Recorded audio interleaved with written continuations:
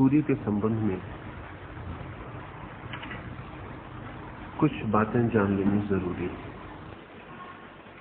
सबसे पहली तो ये बात जान लेनी जरूरी है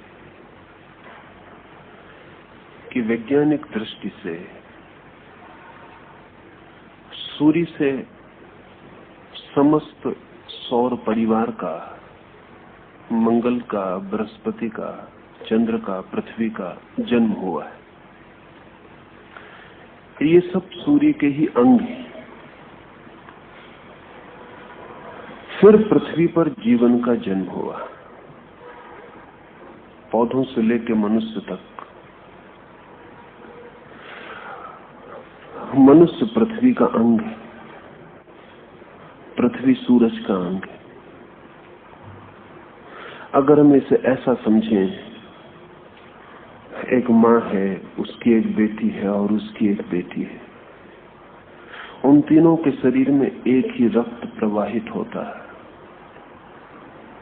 उन तीनों के शरीर का निर्माण एक ही तरह के सेल्स से, एक ही तरह के कोष्ठों से होता है।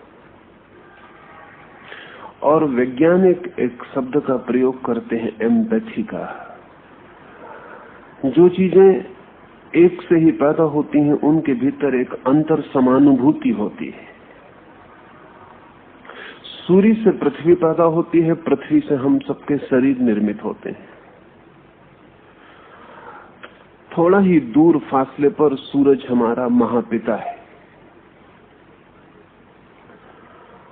सूर्य पर जो भी घटित होता है वो हमारे रोम रोम में स्पंदित होता है, होगा ही, क्योंकि हमारा रोम रोम भी सूर्य से ही निर्मित है।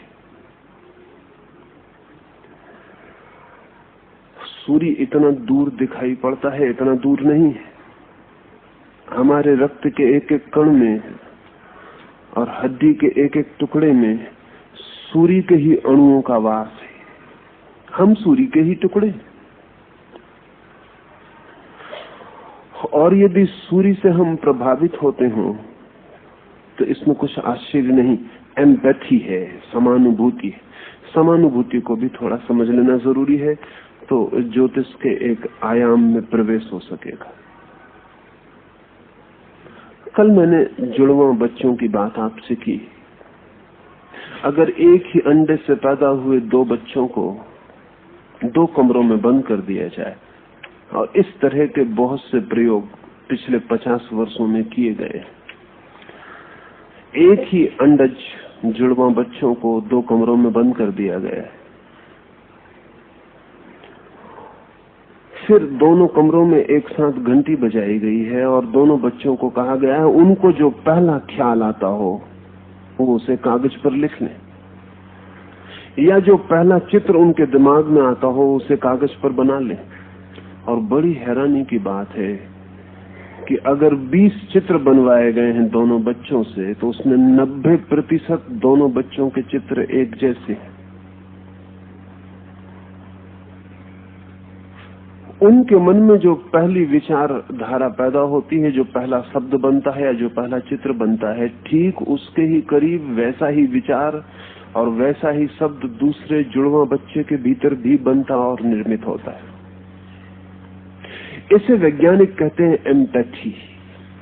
इन दोनों के बीच इतनी समानता है कि ये एक से प्रतिध्वनित होते हैं।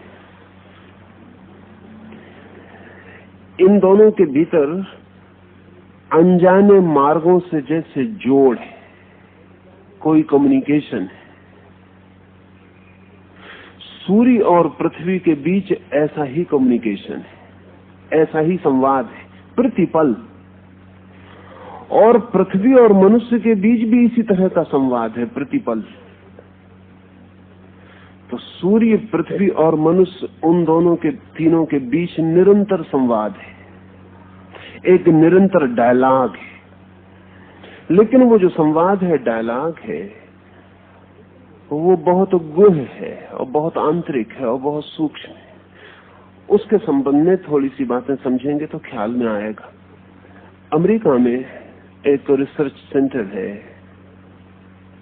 Tree ring research centre. वृक्षों में जो वृक्ष आप काटें तो वृक्ष के तने में आपको बहुत से रिंग्स, बहुत से वर्तुल दिखाई पड़ेंगे।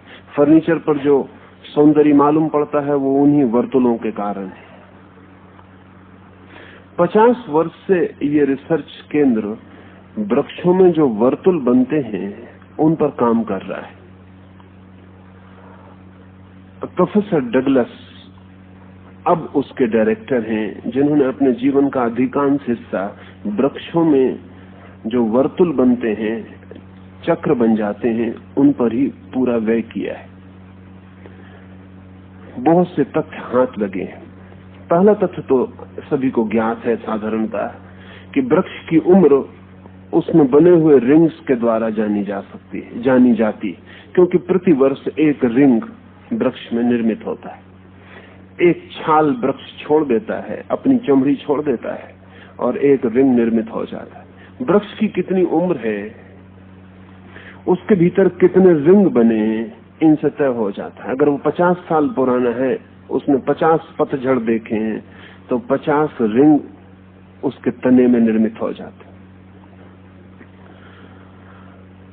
और हैरानी की बात यह है कि इन तनों पर जो रिंग निर्मित होते हैं वो मौसम की भी खबर देते हैं।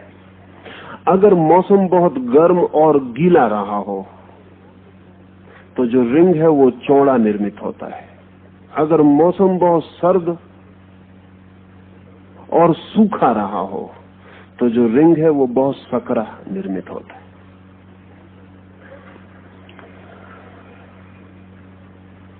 हजारों साल पुरानी लकड़ी को काट के पता लगाया जा सकता है कि उस वर्ष जब ये रिंग बना था तो मौसम कैसा था, बहुत वर्षा हुई थी या नहीं हुई थी, सूखा पड़ा था या नहीं पड़ा था। अगर बुद्ध ने कहा है कि इस वर्ष बहुत वर्षा हुई, तो जिस बोधि वृक्ष के नीचे वो बैठे थे वो भी खबर देगा कि वर्षा हुई कि नहीं हुई। बुद्ध से भूल चूक हो जाए, वो जो वृक्ष है बोधि वृक्ष, उससे भूल चूक नहीं होती। उसका रिंग बड़ा होगा, छोटा होगा। डगलस इन वर्तुलों की खोज करते करते एक ऐसी जगह पहुंच गया जिसकी उसे कल्पना भी नहीं थी। उसने अनुभव किया कि प्रत्येक 11वें वर्ष पर रिंग जितना बड़ा होता है उतना फिर कभी बड़ा नहीं होता। और वो 11 वर्ष वही वर्ष है जब सूरज पर सर्वाधिक गतिविधि होती है। हर 11वें वर्ष पर सूरज में एक रिदम, एक लयबद्धता है। हर 11 वर्ष पर सूरज बहुत सक्रिय हो जाता है, उस पर रेडियो एक्टिविटी बहुत तीव्र होती। सारी पृथ्वी पर उस वर्ष सभी वृक्ष मोटा रिंग बनाते हैं। एक आध जगह नहीं, एक आध जंगल में नहीं, सारी पृथ्वी पर सारे वृक्ष उस वर्ष उस रेडियो एक्टिविटी से अपनी रक्षा करने के लिए मोटा रिंग बनाते हैं। वो जो सूरज पर तीव्र घटना घटती है ऊर्जा की, उससे बचाव के लिए उनको मोटी चमड़ी बनानी पड़ती है उस वर्ष, हर 11 वर्ष। इससे वैज्ञानिकों में एक नया शब्द और एक नई बात शुरू हुई। मौसम सब जगह अलग होते हैं, यहाँ सर्दी है, कहीं गर्मी है, कहीं वर्षा है, कहीं शीत है, सब जगह मौसम अलग है। इसलिए अब तक कभी पृथ्वी का मौसम, क्लाइमेट ऑफ द अर्थ, ऐसा कोई शब्द प्रयोग नहीं होता था। लेकिन अब डगलस ने इस शब्द का प्रयोग करना शुरू किया, क्लाइमेट ऑफ द अर्थ। ये सब छोटे मोटे फर्क तो हैं ही, लेकिन पूरी पृथ्वी पर भी सूरज के कारण एक विशेष मौसम चलता है जो हम नहीं पकड़ पाते लेकिन वृक्ष पकड़ते हैं। हर 11वें वर्ष पर वृक्ष मोटा रिंग बनाते हैं, फिर रिंग छोटे होते जाते हैं, फिर 5 साल के बाद बड़े होने शुरू होते हैं, फिर 11वें साल पे जाके पूरे बड़े हो जाते हैं। अगर वृक्ष इतने संवेदनशील हैं और सूरज पर होती हुई कोई भी घटना को इतनी व्यवस्था से अंकित करते हैं, तो क्या आदमी के चित्त में भी कोई परत होगी? क्या आदमी के शरीर में भी कोई संवेदना का सूक्ष्म रूप होगा? क्या आदमी भी कोई रिंग और वर्तुल निर्मित करता होगा अपने व्यक्तित्व में? अब तक साफ नहीं हो सका। अभी तक वैज्ञानिकों को साफ नहीं है कोई बात कि आदमी के भीतर क्या होता है, लेकिन ये असंभव मालूम पड़ता है कि जब वृक्ष भी सूर्य पर घटती घटनाओं को संवेदित करते हों तो आदमी किसी भांति संवेदित ना करता हो। ज्योतिष जो जगत में कहीं भी घटित होता है वो मनुष्य के चित्त में भी घटित होता है, इसकी ही खोज। इस पर हम पीछे बात करेंगे कि मनुष्य भी वृक्षों जैसी ही खबरें अपने भीतर लिए चलता है, लेकिन उसे खोलने का ढंग उतना आसान नहीं जितना वृक्ष को खोलने का ढंग आसान। वृक्ष को काटकर जितनी सुविधा से हम पता लगा लेते हैं उतनी सुविधा से आदमी को काट के पता नहीं लगा सकते हैं। आदमी को काटना सूक्ष्म मामला है और आदमी के पास चित्त है, इसलिए आदमी का शरीर उन घटनाओं को नहीं रिकॉर्ड करता, चित्त रिकॉर्ड करता है। वृक्षों के पास चित्त नहीं है, इसलिए शरीर ही उन घटनाओं को रिकॉर्ड करता है। एक और बात इस संबंध में ख्याल ले लेने जैसी है, जैसा मैंने कहा कि प्रति 11 वर्ष में सूरज पर तीव्र रेडियो एक्टिविटी, तीव्र वैद्युतिक तूफान चलते हैं, ऐसा प्रति 11 वर्ष पर एक रिदम। ठीक ऐसा ही एक दूसरा बड़ा रिदम भी पता चलना शुरू हुआ है, वो है 90 वर्ष का सूरज के ऊपर, और वो और हैरान करने वाला है। और ये जो मैं कह रहा हूं ये सब वैज्ञानिक तथ्य हैं, ज्योतिषी इस संबंध में कुछ नहीं कहते हैं, लेकिन मैं इसलिए ये कह रहा हूं कि इनके आधार पर ज्योतिष को वैज्ञानिक ढंग से समझना आपके लिए आसान हो सकेगा। 90 वर्ष का एक दूसरा वर्तुल है जो कि अनुभव किया गया है, उसके अनुभव की कथा बड़ी अद्भुत है। फेरो ने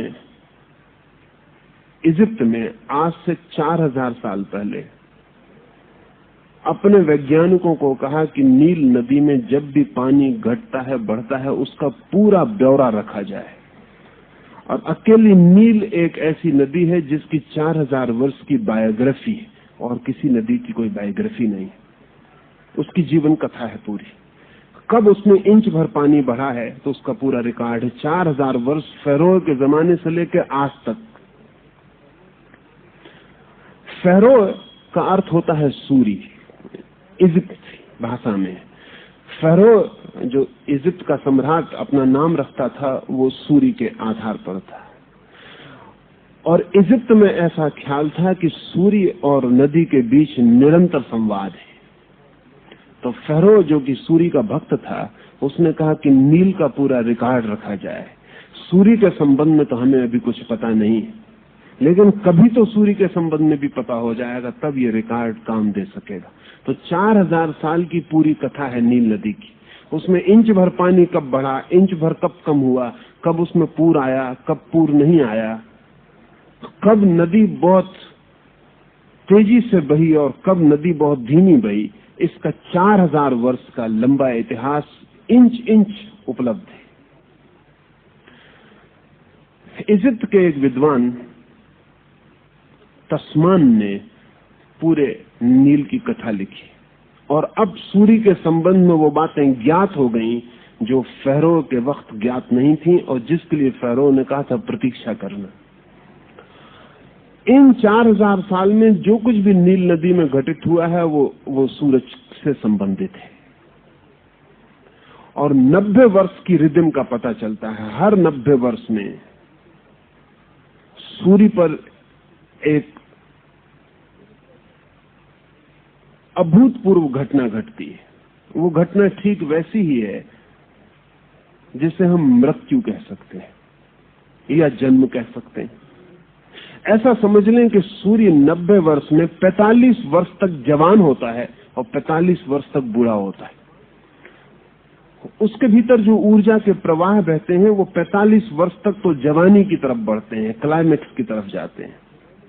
सूरज जैसे जवान होता चला जाता है और 45 साल के बाद ढलना शुरू हो जाता है, उसकी उम्र जैसे नीचे गिरने लगती है, और 90 वर्ष में सूर्य बिल्कुल बूढ़ा हो जाता है। 90 वर्ष में जब सूर्य बूढ़ा होता है तब सारी पृथ्वी भूकंपों से भर जाती है। भूकंपों का संबंध 90 वर्ष के वर्तुल से। सूर्य उसके बाद फिर जवान होना शुरू होता है। वो बड़ी भारी घटना है, क्योंकि सूरज पे इतना परिवर्तन होता है कि पृथ्वी उसको कंपित हो जाए, ये बिल्कुल स्वाभाविक है।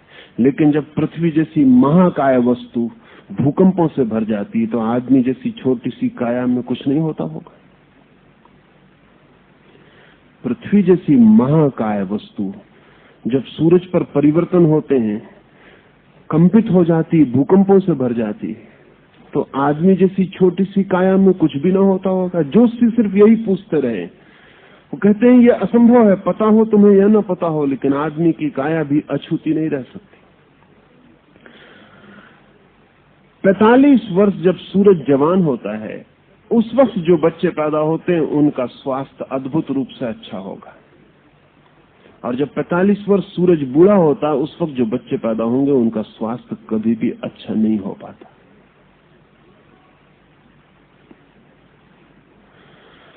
जब सूरज खुद ही ढलाव पर होता है, तब जो बच्चे पैदा होते हैं उनकी हालत ठीक वैसी है जैसे पूरब को नाव ले जानी हो और पश्चिम को हवा बहती हो।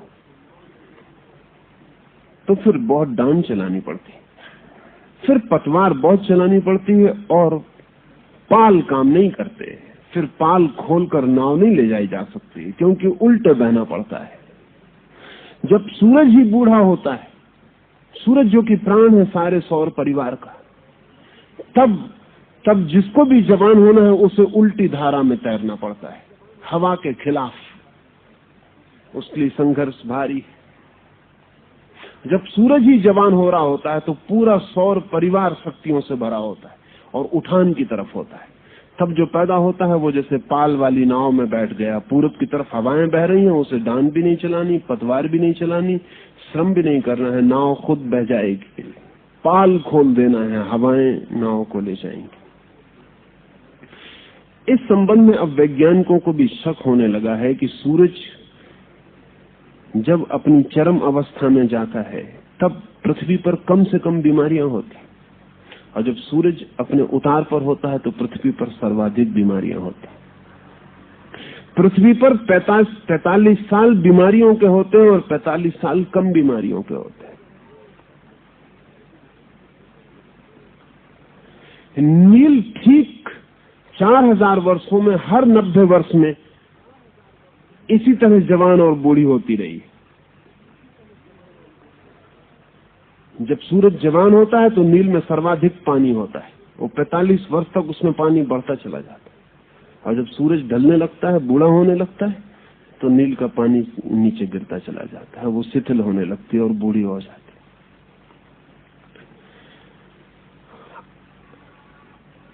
है। आदमी इस विराट जगत में कुछ अलग थलग नहीं है, इस सबका इकट्ठा जोड़ है। अब तक हमने जो भी श्रेष्ठतम घड़ियां बनाई हैं, वो कोई भी उतनी टू द टाइम उतना ठीक से समय नहीं बताती जितनी पृथ्वी बताती। पृथ्वी अपनी कील पर 23 घंटे 56 मिनट में एक चक्कर पूरा करती। उसी के आधार पर 24 घंटे का हमने हिसाब तैयार किया हुआ और हमने घड़ी बनाई हुई। अब पृथ्वी काफी बड़ी चीज, अपनी कील पर वो ठीक 23 घंटे 56 मिनट में एक चक्र पूरा करती। और अब तक कभी भी ऐसा नहीं समझा गया था कि पृथ्वी कभी भी भूल करती है, एक सेकंड की भी। लेकिन कारण कुल इतना था कि हमारे पास जांचने के बहुत ठीक उपाय नहीं थे और हमने साधारण जांच की थी। लेकिन जब 90 वर्ष का वर्तुल पूरा होता है सूर्य का, तो पृथ्वी की घड़ी एकदम डगमगा जाती है।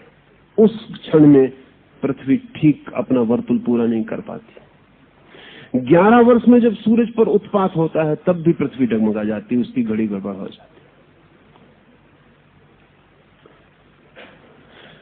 है। जब भी पृथ्वी की रोज अपनी यात्रा में नए नए प्रभावों के अंतर्गत आती, जब भी कोई नया प्रभाव, कोई नया कॉस्मिक इन्फ्लुएंस, कोई महातारा करीब हो जाता है। करीब का मतलब इस महाकाश में बहुत दूर होने पर भी चीजें बहुत करीब है, जरा सा करीब आ जाता। हमारी भाषा बहुत समर्थ नहीं है, क्योंकि जब हम कहते हैं जरा सा करीब आ जाता, हम सोचते हैं शायद जैसे हमारे पास कोई आदमी आ गया। नहीं, फासले बहुत बड़े हैं।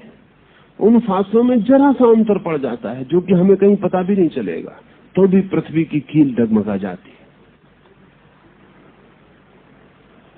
पृथ्वी को हिलाने के लिए बड़ी शक्ति की जरूरत है, इंच भर हिलाने के लिए भी। तो महाशक्तियां जब गुजरती हैं पृथ्वी के पास से तभी वो हिल पाती है। लेकिन वो महाशक्तियां जब पृथ्वी के पास से गुजरती हैं तो हमारे पास से भी गुजरती हैं। और ऐसा नहीं हो सकता कि जब पृथ्वी कंपित होती तो उस पर लगे हुए वृक्ष कंपित न हो, और ऐसा भी नहीं हो सकता कि जब पृथ्वी कंपित होती तो उस पर जीता और चलता हुआ मनुष्य कंपित न हो। सब कब जाता है। लेकिन कंपन इतने सूक्ष्म हैं कि हमारे पास कोई उपकरण नहीं थे अब तक कि हम जांच करते कि पृथ्वी कब जाती है। लेकिन अब तो उपकरण है, सेकंड के 1000वें हिस्से में भी कंपन होता है तो हम पकड़ लेते हैं।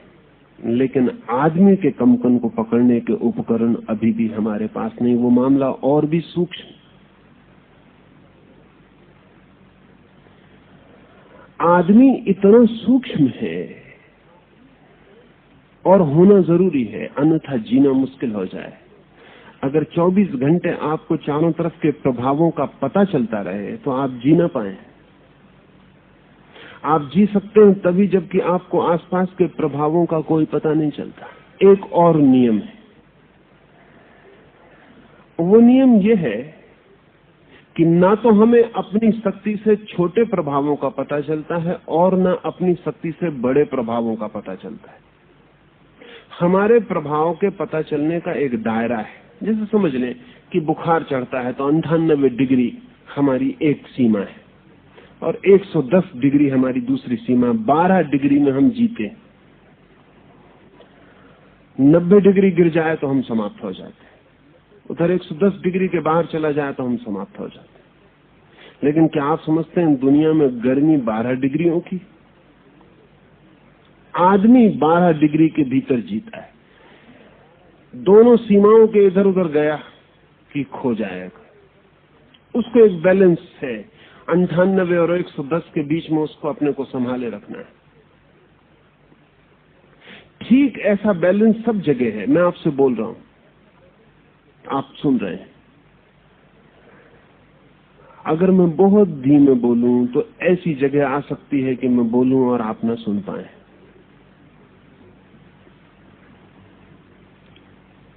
लेकिन ये आपको ख्याल में जाएगा कि बहुत धीमे बोला जाए तो सुनाई नहीं पड़ेगा। लेकिन आपको ये ख्याल में ना आएगा कि इतने जोर से बोला जाए कि आप ना सुन पाए, तो आपको कठिन लगेगा, क्योंकि जोर से बोलेंगे तब तो सुनाई पड़ेगा ही नहीं। वैज्ञानिक कहते हैं हमारे सुनने की भी डिग्री है, उससे नीचे भी हम नहीं सुन पाते, उसके ऊपर भी हम नहीं सुन पाते। हमारे आसपास भयंकर आवाजें गुजर रही हैं लेकिन हम सुन नहीं पाते। एक तारा टूटता है आकाश में, कोई नया ग्रह निर्मित होता है या बिखरता है, तो भयंकर गर्जनों वाली आवाजें हमारे चारों तरफ से गुजरती हैं। अगर हम उनको सुन पाए तो हम तत्काल बहरे हो जाएं।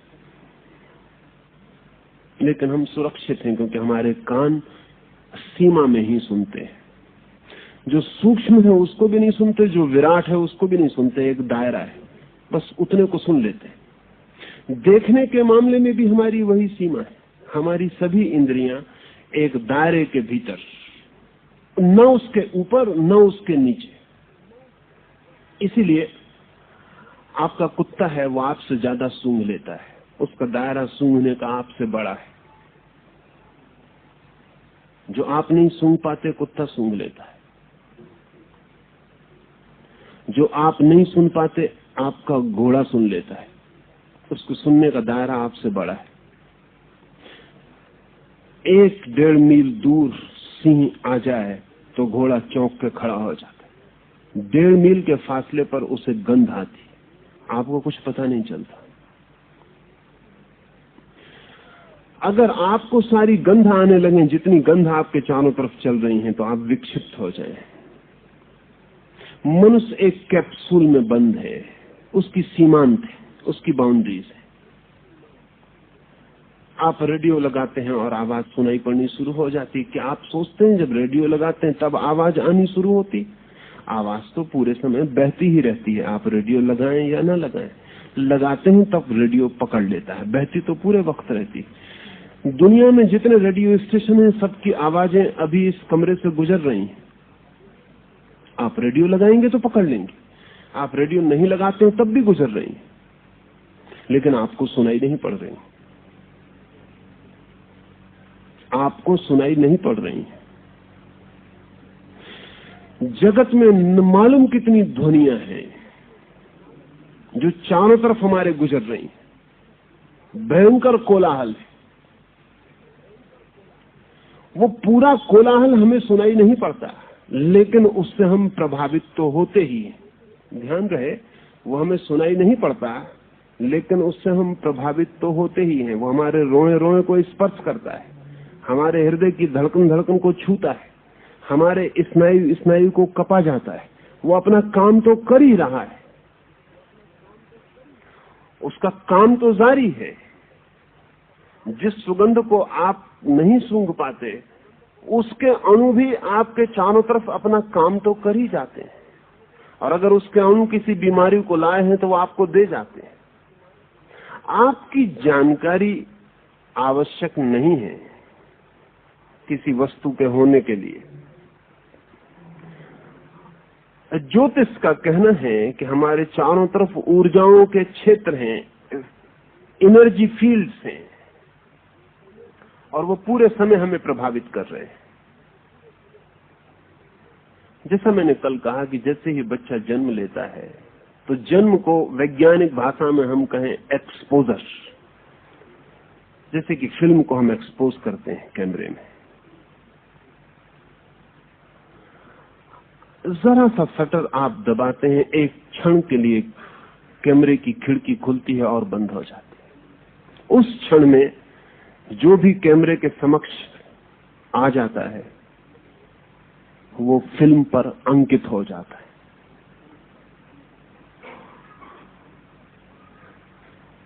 फिल्म एक्सपोज हो गई, अब दोबारा उस पर कुछ अंकित न होगा, अंकित हो गया।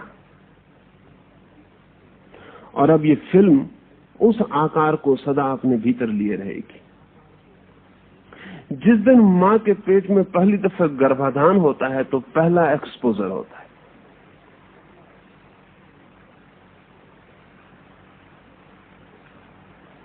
जिस दिन मां के पेट से बच्चा बाहर आता है, जन्म लेता है, उस दिन दूसरा एक्सपोजर होता है। और ये दोनों एक्सपोजर उस संवेदनशील चित्त पर फिल्म की भांति अंकित हो जाते हैं। पूरा जगत उस क्षण में बच्चा अपने भीतर अंकित कर लेता है और उसकी सिंपैथीज निर्मित हो जाती हैं।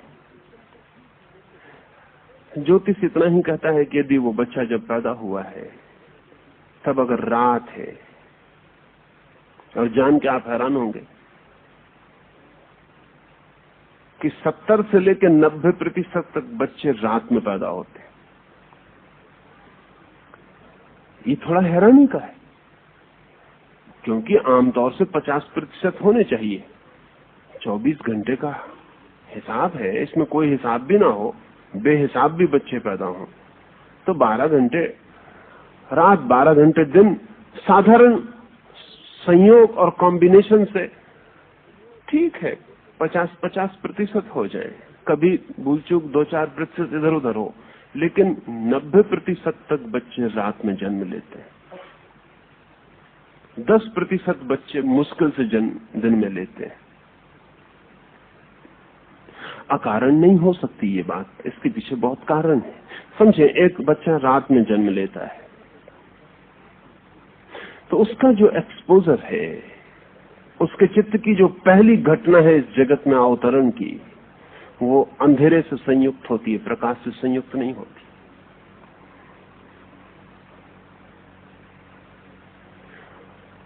इस सिर्फ उदाहरण के लिए कह रहा हूं, क्योंकि बात तो और विस्तीर्ण है। सिर्फ उदाहरण के लिए कह रहा हूं, उसके चित्त पर जो पहली घटना है वो अंधकार है। सूर्य अनुपस्थित है, सूर्य की ऊर्जा अनुपस्थित है।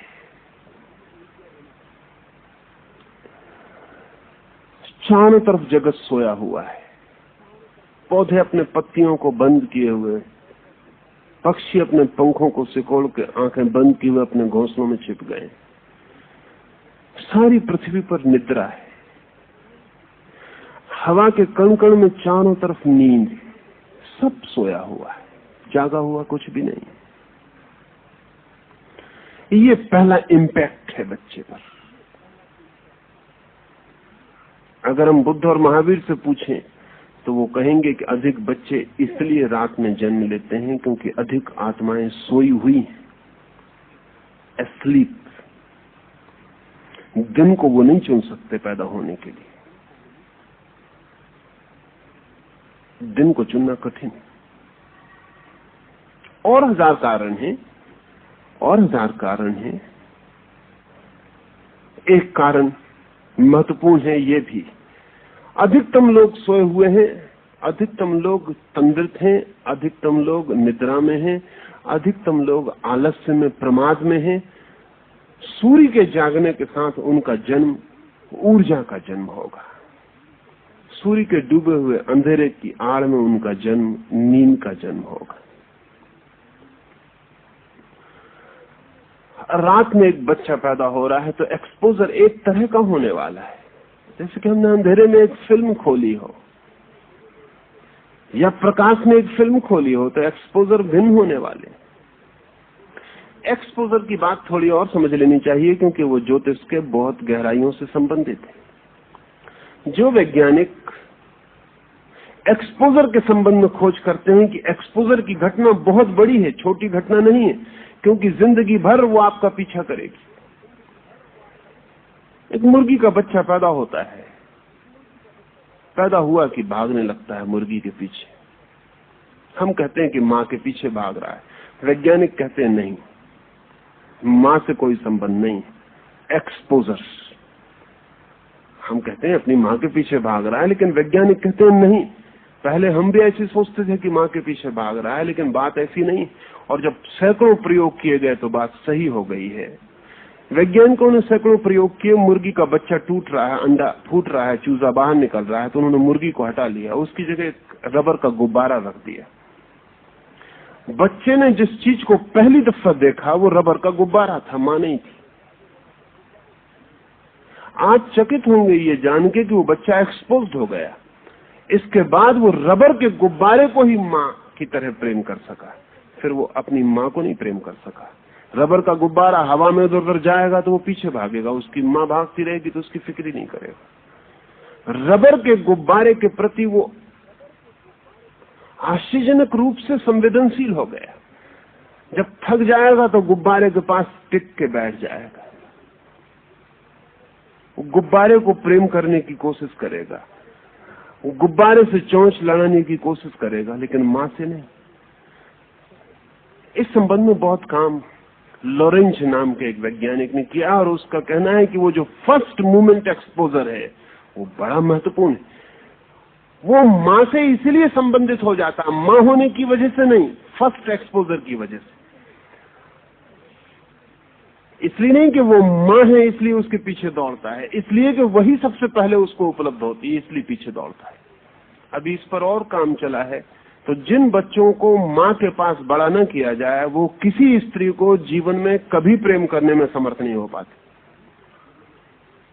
एक्सपोजर ही नहीं हो पाता। अगर एक बच्चे को उसकी मां के पास बड़ा न किया जाए तो स्त्री का जो प्रतिबिंब उसके मन में बनना चाहिए वो बनता ही नहीं। और अगर पश्चिम में आज होमोसेक्सुअलिटी बढ़ती हुई है तो उसके एक बुनियादी कारणों में वो कारण हेट्रोसेक्सुअल विजातीय यौन के प्रति जो प्रेम है वो पश्चिम में कम होता चला जाता है, और सजातीय यौन के प्रति प्रेम बढ़ता चला जाता है, जो विकृति है। लेकिन वो विकृति होगी क्योंकि दूसरे यौन के प्रति जो प्रेम है पुरुष का स्त्री के प्रति और स्त्री का पुरुष के प्रति, वो बहुत सी शर्तों के साथ है। पहला तो एक्सपोजर जरूरी है।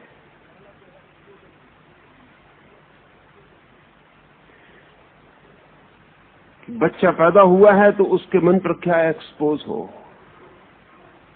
अब ये बहुत सोचने जैसी बात। दुनिया में स्त्रियां तब तक सुखी न हो पाएंगी जब तक उनका एक्सपोजर माँ के साथ हो रहा है।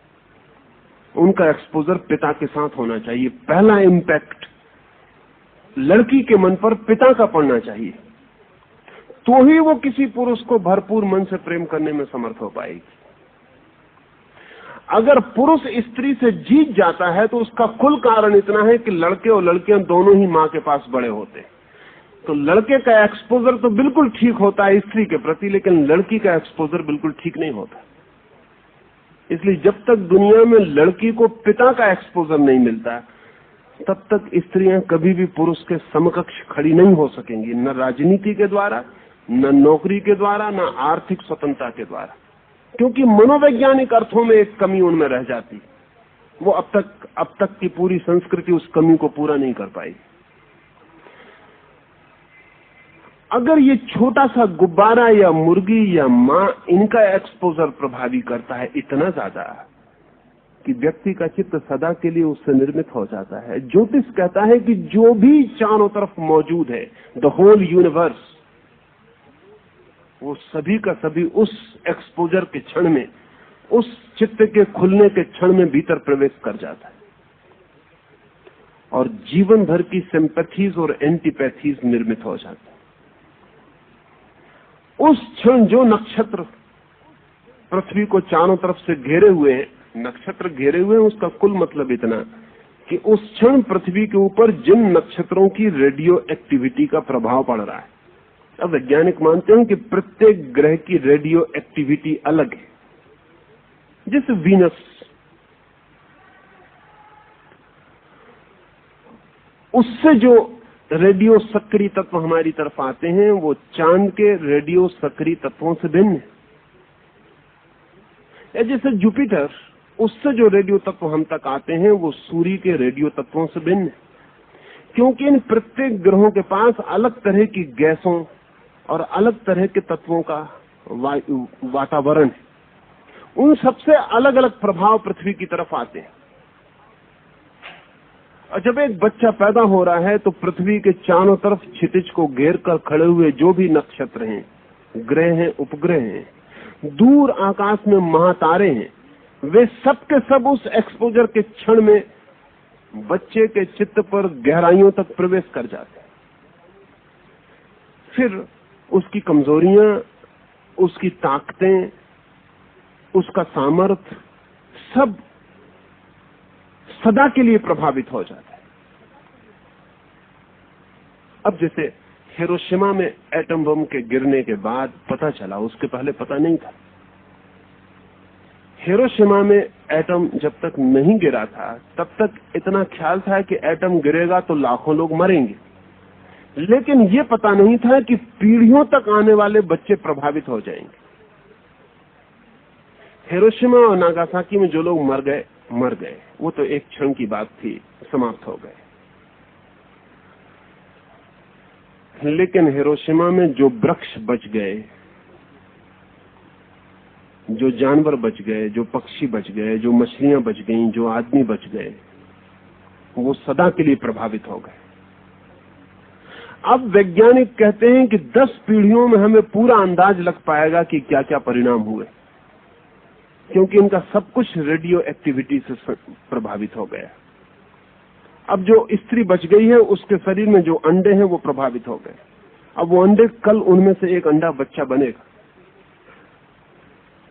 वो बच्चा वैसे बच्चा नहीं होगा जैसे साधारणता होता, क्योंकि एक विशेष तरह की रेडियो सक्रियता उस अंडे में प्रवेश कर गई। वो लंगड़ा हो सकता है, लूला हो सकता है, अंधा हो सकता है, उसकी 4 आंखें भी हो सकती हैं, 8 हाथ भी हो सकते हैं, कुछ भी हो सकता है। अभी हम कुछ भी नहीं कह सकते कि वो कैसा होगा।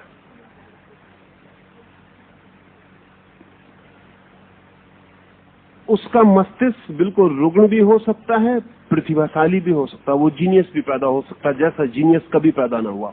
अभी हमें कुछ भी पता नहीं कि वो क्या होगा। इतना पक्का पता है कि जैसा होना चाहिए था साधारण आदमी, वैसा वो नहीं होगा। अगर एटम बहुत छोटी ताकत है।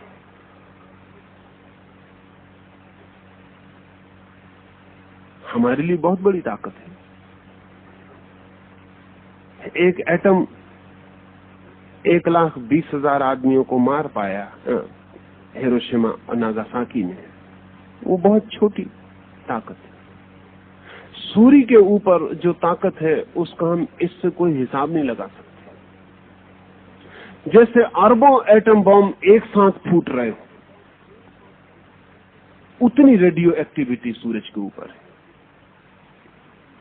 और असाधारण है ये, क्योंकि सूरज 4 अरब वर्षों से तो पृथ्वी को ही गर्मी दे रहा है, और उससे पहले से। और अभी भी वैज्ञानिक कहते हैं कि कम से कम 4,000 वर्ष तक तो ठंडे होने की कोई संभावना नहीं।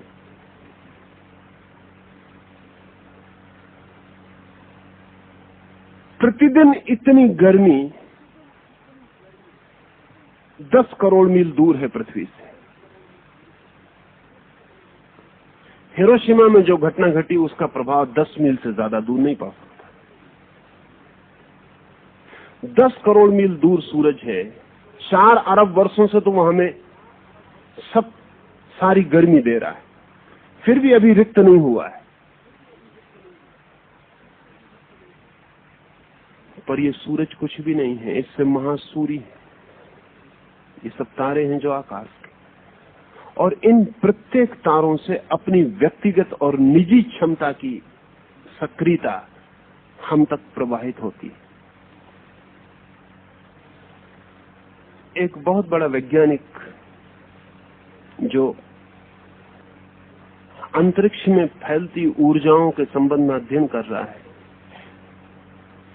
गॉकलिन, उसका कहना है कि जितनी ऊर्जाएं हमें अनुभव में आ रही हैं, उनमें से हम 1% के संबंध में भी पूरा नहीं जानते। जब से हमने कृत्रिम उपग्रह छोड़े हैं पृथ्वी के बाहर, तब से उन्होंने हमें इतनी खबरें दी हैं कि हमारे पास न शब्द है उन खबरों को समझने के लिए, न हमारे पास विज्ञान है। और इतनी ऊर्जाएं, इतनी एनर्जी चारों तरफ बह रही होंगी, इसकी हमें कल्पना ही नहीं। इस संबंध में एक बात और ख्याल में ले लेनी जरूरी है। इस जगत में, जैसा मैंने कल कहा, लोग सोचते हैं कि ज्योतिष कोई विकसित होता हुआ विज्ञान है। मैंने आपसे कहा हालत उल्टी। ताजमहल अगर आपने देखा हो तो जमुना के उस पार कुछ दीवारें आपको उठी हुई दिखाई पड़ी होंगी।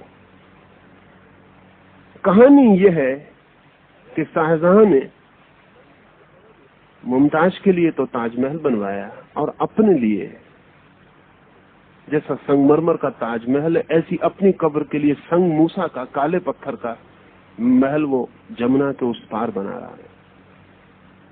लेकिन वो पूरा नहीं हो पाया।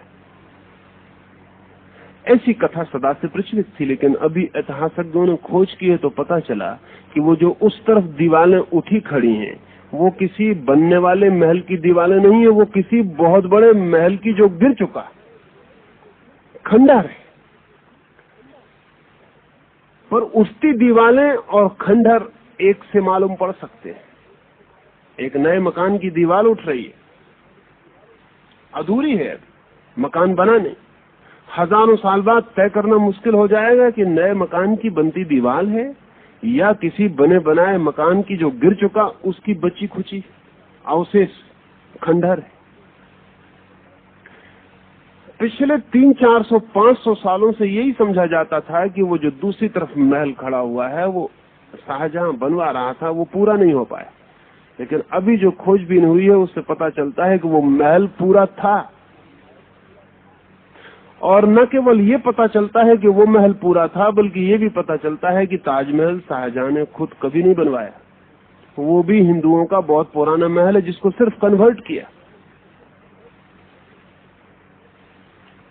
जिसको सिर्फ थोड़ा सा फर्क किया। क्योंकि और कई दफे इतनी हैरानी होती है कि जिन बातों को हम सुनने के आदी हो जाते हैं, फिर उनसे भिन्न बात को हम सोचते भी नहीं। ताजमहल जैसी एक भी कब्र दुनिया में किसी ने नहीं बनाई। कब्र ऐसी बनाई ही नहीं जाती।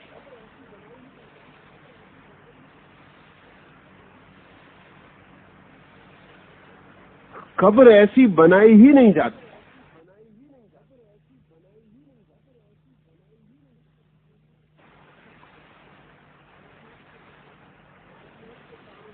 ताजमहल के चारों तरफ सिपाहियों के खड़े होने के स्थान, बंदूकें और तोपें लगाने के स्थान है। कब्रों की बंदूकें और तोपें लगा के कोई रक्षा नहीं करनी पड़ती।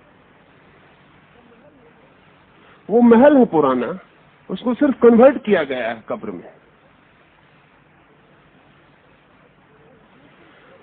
वो दूसरी तरफ भी एक पुराना महल है जो गिर गया, जिसके खंडहर शेष रह गए। ज्योतिष भी खंडहर की तरह है।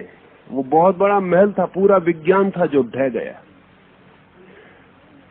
कोई नई चीज नहीं है, कोई नया उठता हुआ मकान नहीं है, लेकिन जो दीवारें रह गई हैं उनसे कुछ पता नहीं चलता कि कितना बड़ा महल उसकी जगह रहा हो। बहुत बार सत्य मिलते हैं और खो जाते हैं। अरिस्टिकारस नाम के एक यूनानी ने जीसस से 200-300 वर्ष पूर्व ये सत्य खोज निकाला था कि सूर्य केंद्र है, पृथ्वी केंद्र नहीं। अरिस्टिकारस का ये सूत्र हेलियोसेंट्रिक, सूरज केंद्र पर है, जीसस से 300 वर्ष पहले खोज निकाला। लेकिन जीसस के 100 वर्ष बाद टोलेमी ने इस सूत्र को उलट दिया और पृथ्वी को फिर केंद्र बना दिया। और फिर 2000 साल लग गए केपलर और कोपरनिकस को खोजने में वापस कि सूर्य केंद्र है, पृथ्वी केंद्र नहीं। 2000 साल तक अरिस्टिकारस का सत्य दबा पड़ा रहा। 2000 साल बाद जब कोपरनिकस ने फिर से कहा, तब अरिस्टिकारस की किताबें खोजी। लोगों ने कहा तो हैरानी की बात है। अमेरिका कोलंबस ने खोजा, ऐसा पश्चिम के लोग कहते हैं। एक बहुत प्रसिद्ध मजाक प्रचलित है, ऑस्कर वाइल्ड अमेरिका गया हुआ। उसकी मान्यता थी कि अमेरिका और भी बहुत पहले खोजा जा चुका, और ये सच है। ये सच्चाई है कि अमेरिका बहुत दफे खोजा जा चुका और पुनः पुनः खो गया, उससे संबंध सूत्र टूट गए।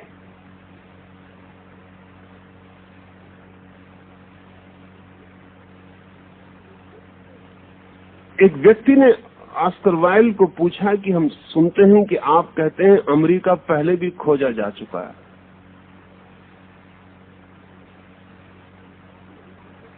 तो क्या आप नहीं मानते कि कोलंबस ने पहली खोज की? और अगर कोलंबस ने पहली खोज नहीं की तो अमेरिका बार बार क्यों खो गया? तो ऑस्कर वाइल्ड ने मजाक में कहा कि कोलंबस ने पुनः खोज की है। He rediscovered America. It was discovered so many times, but every time huffed up. हर बार दबा के इसको चुप रखना पड़ा क्योंकि उपद्रव को बार बार huffed up। महाभारत अमेरिका की चर्चा करता है। अर्जुन की एक पत्नी मैक्सिको की लड़की है। मैक्सिको में जो मंदिर हैं वो हिंदू मंदिर है, जिन पर गणेश की मूर्ति तक खुदी हुई है। बहुत बार सत्य खोज लिए जाते, खो जाते। बहुत बार हमें सत्य पकड़ में आ जाता है, फिर खो जाता है। ज्योतिष उन बड़े से बड़े सत्यों में से एक है जो पूरा का पूरा ख्याल में आ चुका और खो गया। उसे फिर से ख्याल में लाने के लिए बड़ी कठिनाई है। इसलिए मैं बहुत सी दिशाओं से आपसे बात कर रहा हूं, क्योंकि ज्योतिष से सीधी बात करने का अर्थ होता है कि वो जो सड़क पर ज्योतिषी बैठा है, शायद मैं उसके संबंध में कुछ कह रहा हूं, जिसको आप 4 आने देके और अपना भविष्य फल निकलवा आते हैं। शायद उसके संबंध में या उसके समर्थन में कुछ कह रहा हूं। नहीं, ज्योतिष के नाम पर 100 में से 99 धोखाधड़ी है।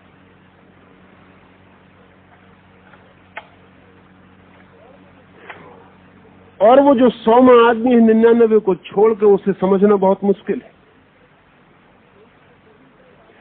क्योंकि वो कभी इतना डॉगमेटिक नहीं हो सकता कि कह दे कि ऐसा होगा ही, क्योंकि वो जानता है कि ज्योतिष बहुत बड़ी घटना है, इतनी बड़ी घटना है कि आदमी बहुत झिझक के ही वहां पैर रख सकता है।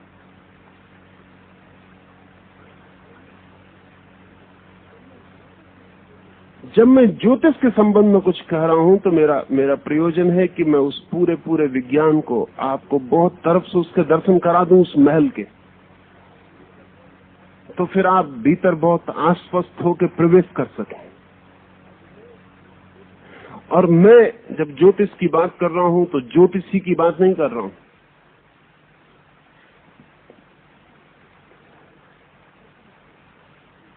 उतनी छोटी बात नहीं है, पर आदमी की उत्सुकता उसी में है कि उसे पता चल जाए कि वो उसकी लड़की की शादी इस साल होगी कि नहीं होगी। इस संबंध में ये भी आपको कह दूं कि ज्योतिष के 3 हिस्से, एक जिसे हम कहें अनिवार्य, इसेंशियल, जिसमें रत्ती भर फर्क नहीं होता, वही सर्वाधिक कठिन है उसे जानना। फिर उसके बाहर की परिधि है नॉन इसेंशियल, जिसमें सब परिवर्तन हो सकते हैं,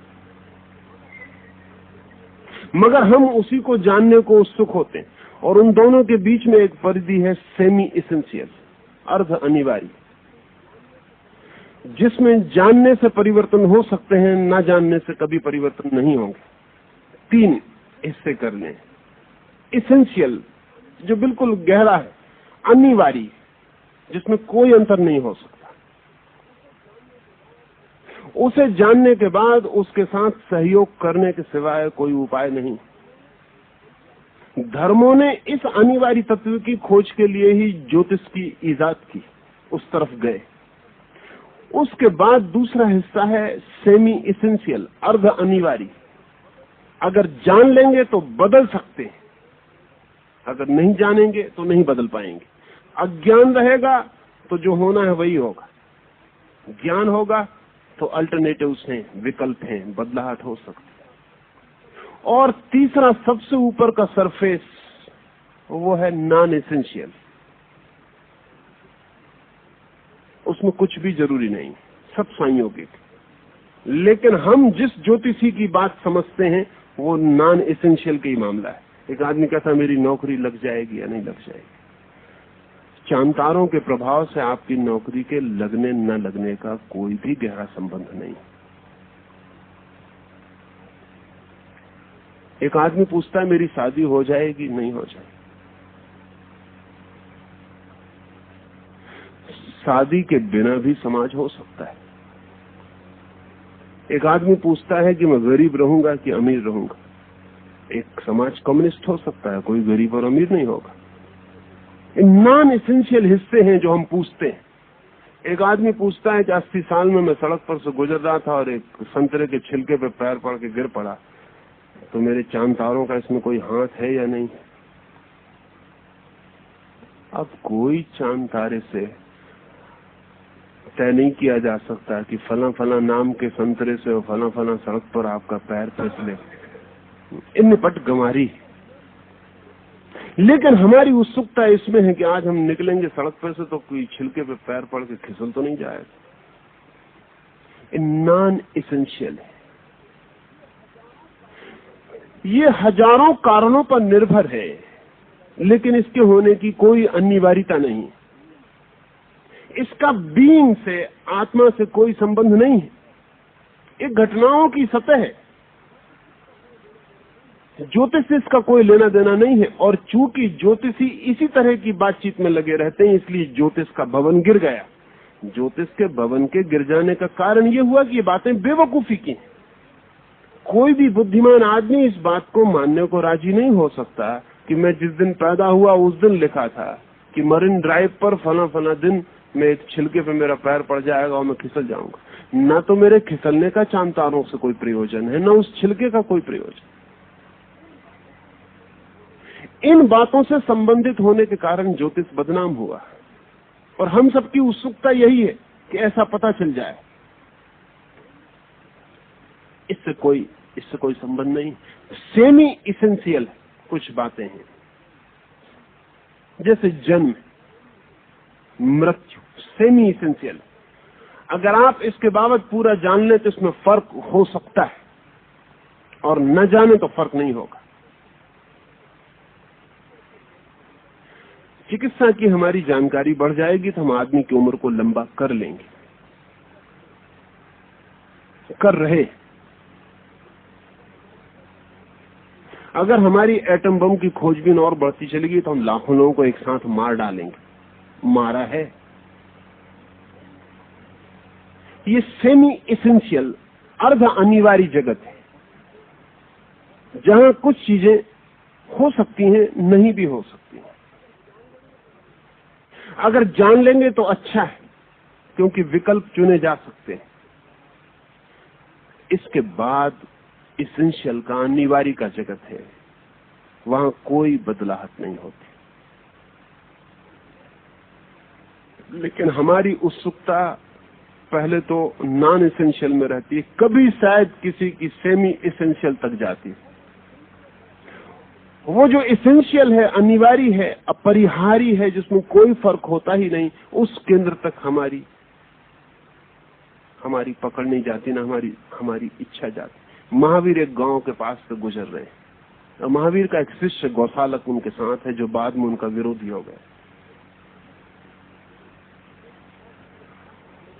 एक पौधे के पास से दोनों गुजरते हैं। गौशालक महावीर से कहता है कि सुनिए, ये पौधा लगा हुआ है, क्या सोचते हैं आप, ये फूल तक पहुंचेगा या नहीं पहुंचेगा?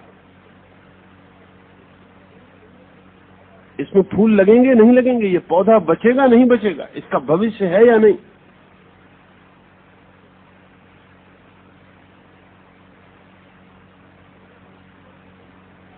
महावीर आंख बंद करके उसी पौधे के पास खड़े हो जाते हैं। गौशालक पूछता है कि कहिए, आंख बंद करने से क्या होगा, टालिए मत। उसे पता भी नहीं कि महावीर आंख बंद करके क्यों खड़े हो गए। वो इसेंशियल की खोज कर रहे हैं। इस पौधे के बीन में उतरना जरूरी, इस पौधे की आत्मा में उतरना जरूरी। बिना इसके नहीं कहा जा सकता कि क्या होगा। आंख खोलकर महावीर कहते हैं कि पौधा फूल तक पहुंचेगा।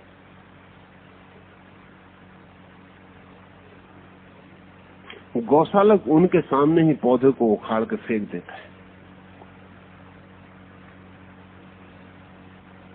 और खिलखिला के हंसता है, क्योंकि इससे ज्यादा और अतर्क प्रमाण क्या होगा। महावीर के लिए कुछ कहने की अब और जरूरत क्या है। उसने पौधे को उखाड़ के फेंक दिया, उसने कहा कि देख ले। वो हंसता है, महावीर मुस्कुराते हैं और दोनों अपने रास्ते चले आते हैं। 7 दिन बाद वे वापस उसी रास्ते पर लौट रहे हैं। जैसे ही महावीर और वे दोनों अपने आश्रम में पहुंचे, जहां उन्हें ठहर जाना है, बड़ी भयंकर वर्षा हुई।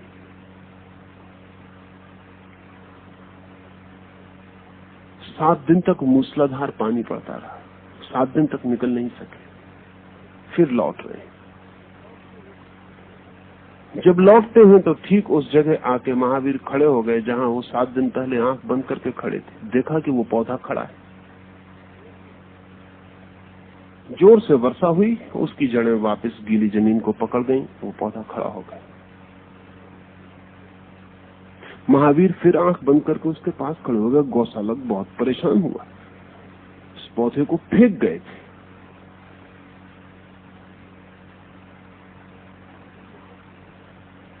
महावीर ने आंख खोली। गौशालक ने पूछा कि हैरानी, आश्चर्य, इस पौधे को हम उखाड़ के फेंक गए थे।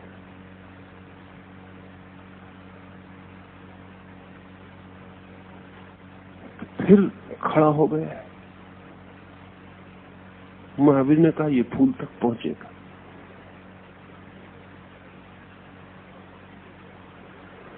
और इसीलिए मैं आंख बंद करके खड़े होकर इसे देखा। इसकी आंतरिक पोटेंशियलिटी, इसकी आंतरिक संभावना क्या है, इसके भीतर की स्थिति क्या है। तुम इसे बाहर से फेंक दोगे उठा के तो भी ये अपने पैर जमा के खड़ा हो सकेगा? ये कहीं आत्मघाती तो नहीं है, सुसाइडल इंस्टिंक्ट तो नहीं है इस पौधे में, कहीं ये मरने को उत्सुक तो नहीं है, अन्यथा तुम्हारा सहारा लेकर मर जाएगा। ये जीने को तत्पर है। अगर ये जीने को तत्पर है तो मैं जानता था कि तुम इसे उखाड़ कर फेंक दोगे। गौसालन का आप क्या कहते? महावीर ने कहा कि जब मैं इस पौधे को देख रहा था तब तुम भी पास खड़े थे और तुम भी दिखाई पड़ रहे थे, और मैं जानता था कि तुम इसे उखाड़ कर फेंकोगे। इसलिए ठीक से जान लेना जरूरी है कि पौधे की खड़े रहने की आंतरिक क्षमता कितनी, इसके पास आत्मबल कितना है। ये कहीं मरने को तो उत्सुक नहीं है कि कोई भी बहाना लेके और मर जाए, तो तुम्हारा बहाना लेके भी मर सकता है, और अन्यथा तुम्हारा उखाड़ कर फेंका गया पौधा पुनः जड़ें पकड़ सकता है।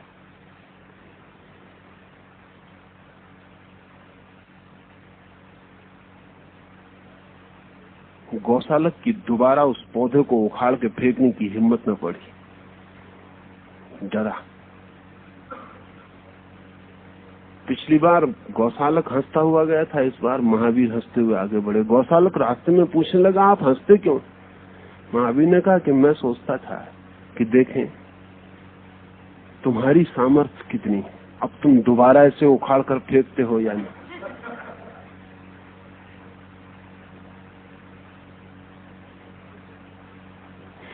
गौशालक ने पूछा कि आपको तो पता चल जाना चाहिए कि मैं उखाड़ कर फेंकूंगा या नहीं। तो महावीर ने कहा वो गैर अनिवार्य है, तुम उखाड़ के फेंक भी सकते हो, नहीं भी फेंक सकते हो। अनिवार्य ये था कि पौधा अभी जीना चाहता था, उसके पूरे प्राण जीना चाहते थे, वो अनिवार्य था, वो इसेंशियल था। ये तो गैर अनिवार्य, तुम फेंक भी सकते हो, नहीं भी फेंक सकते, तुम पर निर्भर है।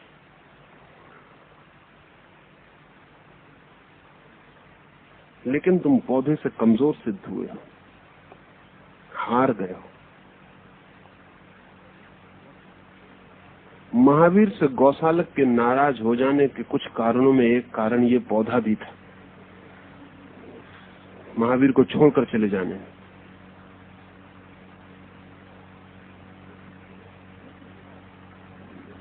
ज्योतिष का, जिस ज्योतिष की मैं बात कर रहा हूं, उसका संबंध अनिवार्य से, इसेंशियल से, फाउंडेशनल से है।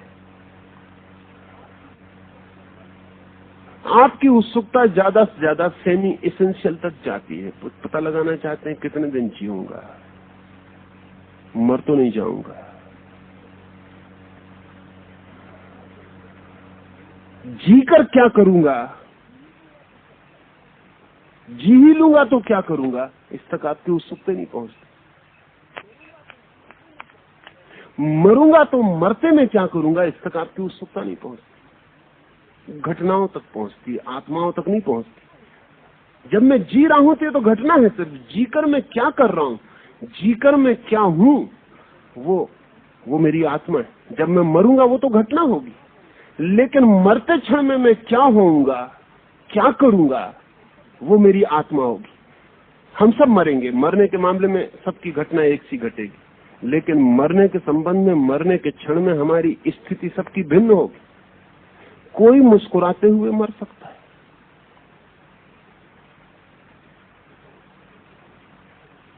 मुल्ला नसरुद्दीन से कोई पूछ रहा है, जब वो मरने के करीब है, उससे कोई पूछ रहा है कि आपका क्या ख्याल है मुल्ला, लोग जब पैदा होते हैं तो कहां से आते हैं, जब मरते हैं तो कहां जाते हैं? मुल्ला ने कहा, जहां तक अनुभव की बात है, मैंने लोगों को पैदा होते वक्त भी रोते ही पैदा होते देखा और मरते वक्त भी रोते ही जाते देखा है।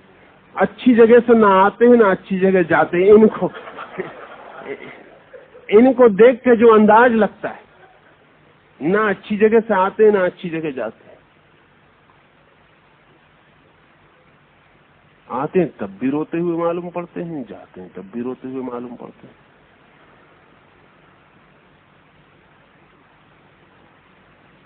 लेकिन नसरुद्दीन जैसा आदमी हंसता हुआ मर सकता है। मौत तो घटना है, लेकिन हंसते हुए मरना आत्मा है।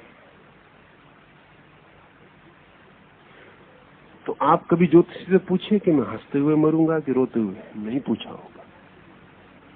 पूरी पृथ्वी पे एक आदमी नहीं पूछा ज्योतिषी जाके कि मैं मरते वक्त हंसते हुए मरूंगा कि रोते हुए मरूंगा। ये पूछने जैसी बात है, लेकिन ये एसेंशियल एस्ट्रोलॉजी से जुड़ी हुई बात है। आप पूछते हैं कब मरूंगा, जैसे मरना अपने आप में मूल्यवान है बहुत। कब तक जीऊंगा, जैसे बस जी लेना काफी। किस लिए जीऊंगा, क्यों जीऊंगा, जीकर क्या करूंगा, जीकर क्या हो जाऊंगा, कोई पूछने नहीं जाता। इसलिए महल गिर गया, क्योंकि वो महल गिर जाएगा जिसके आधार नॉन एसेंशियल पर रखे हो। गैर जरूरी चीजों पर जिसकी हमने दीवारें खड़ी कर दी हो, वो कैसे टिकेगा। आधार सिलाएं चाहिए। तो मैं जिस ज्योतिष की बात कर रहा हूं और आप जिससे ज्योतिष समझते रहे हैं, उससे गहरी, उससे भिन्न, उससे आयाम और है। मैं इस बात की चर्चा कर रहा हूं कि कुछ आपके जीवन में अनिवार्य है और वो अनिवार्य आपके जीवन में और जगत के जीवन में संयुक्त, लयबद्ध, अलग अलग नहीं। उसमें पूरा जगत भागीदार है, उसमें आप अकेले नहीं। जब बुद्ध को ज्ञान हुआ तो बुद्ध ने दोनों हाथ जोड़कर पृथ्वी पर सिर टेक दिया। कथा है कि आकाश से देवता बुद्ध को नमस्कार करने आए थे कि वो परम ज्ञान को उपलब्ध हुए। बुद्ध को पृथ्वी पर हाथ टेके सिर रखे देखकर वो चकित हुए। उन्होंने पूछा कि तुम और किसको नमस्कार कर रहे हो, क्योंकि हम तो तुम्हें नमस्कार करने स्वर्ग से आते हैं और हम तो नहीं जानते कि बुद्ध भी किसी को नमस्कार करे, ऐसा कोई है। बुद्ध तो आखिरी बात है। तो बुद्ध ने आंखें खोली और बुद्ध ने कहा, जो भी घटित हुआ है उसमें मैं अकेला नहीं, सारा विश्व। तो इस सबको धन्यवाद देने के लिए सिर टेक दिया है। ये एसेंशियल एस्ट्रोलॉजी से बंधी हुई बात है। सारा जगत, इसलिए बुद्ध अपने भिक्षुओं से कहते थे कि जब भी तुम्हें कुछ भी भीतरी आनंद मिले तत्क्षण अनुग्रहित हो जाना समस्त जगत के, क्योंकि तुम अकेले नहीं हो। अगर सूरज ना निकलता, अगर चांद ना निकलता, अगर एक रत्ती भर भी घटना और घटी होती तो तुम्हें ये नहीं होने वाला था जो हुआ है। माना कि तुम्हें हुआ है, लेकिन सबका हाथ है। सारा जगत उसमें इकट्ठा है। एक कॉस्मिक, जागतिक अंतर संबंध का नाम ज्योतिष है। तो बुद्ध ऐसा नहीं कहेंगे कि मुझे हुआ है। बुद्ध इतने कहते हैं कि जगत को मेरे मध्य हुआ है। ये जो घटना घटी है एनलाइटनमेंट की, ये जो प्रकाश का आविर्भाव हुआ है, ये जगत ने मेरे बहाने जाना है।